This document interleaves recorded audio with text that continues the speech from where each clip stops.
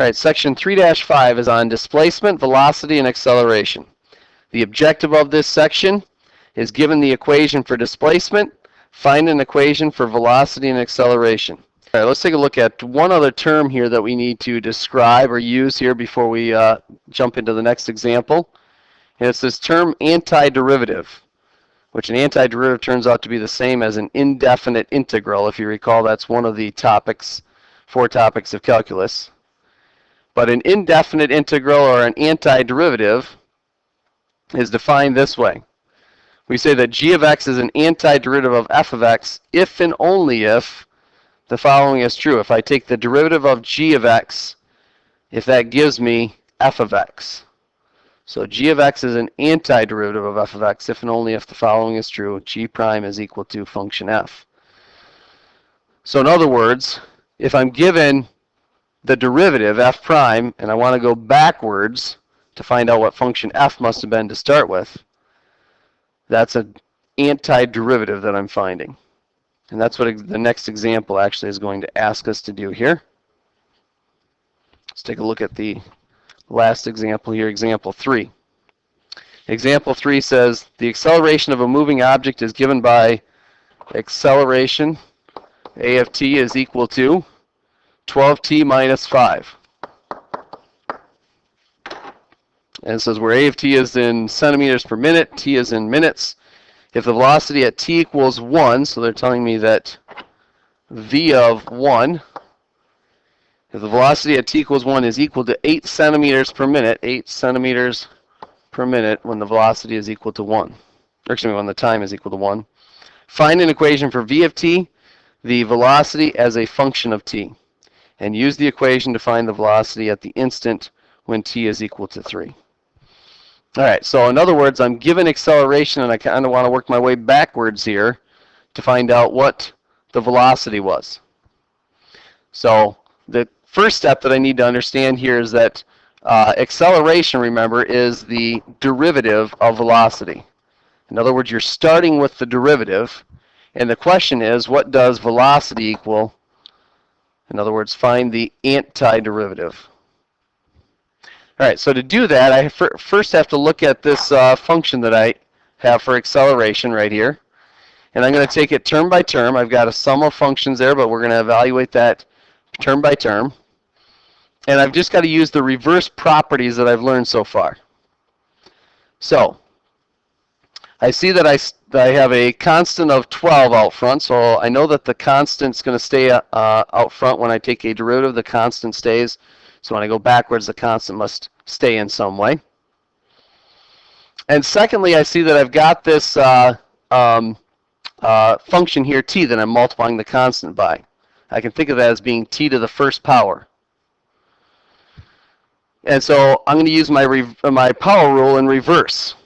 So to use it in reverse, that means that instead of subtracting 1 from the exponent, I have to add 1 to the exponent. So it's going to become t squared. But I also end up having to multiply, when I take the derivative of a power function, I have to multiply by that exponent. Of course, since we're going backwards, instead of multiplying, we're going to divide. So I have to divide or multiply, I guess, by the reciprocal, I guess is how I'll think of that. But I'm going to multiply by 1/2. So again, the reverse of your power rule says you subtract 1 from the exponent and you multiply by the exponent.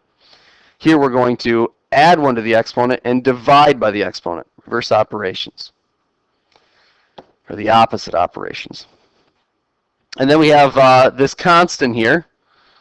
And again, you can think of this as being t to the 0 power if it helps you think of it that way. So you see that as a constant times your function. Use the same process here. The constant stays out front. We're going to take that t and raise it to the first power. We'll add 1 to the exponent. And then I'm going to multiply by the reciprocal, or actually I'm going to divide by that exponent, but that'll be multiplying by the reciprocal, so I'll divide by 1, which of course doesn't change the problem. Now the one piece here that kind of gets lost is the fact that when I take a derivative, if I take the derivative of a constant, the derivative of that constant becomes 0. So I have to take that into account here, that there could have been some constant added on to the end of this. We'll call it c. that when I took its derivative, it becomes 0, and I lose it in my acceleration equation then. So we'll account for that by putting a plus c at the end. So let's see what we have for our velocity equation then. 12 times 1/2, that's 6t squared minus 5t plus c. That's our general equation here for our velocity function. And we call it a general equation because I still have that c in it. But they told me that when velocity is equal to 1, excuse me, when velocity at time equals 1 is equal to 8. Velocity at t equals 1 is 8. So I can substitute that into this equation and solve for c. That is, v of 1 has to give me 8. Or in other words, when I plug in 1, actually I should put the 8 at the end, I guess.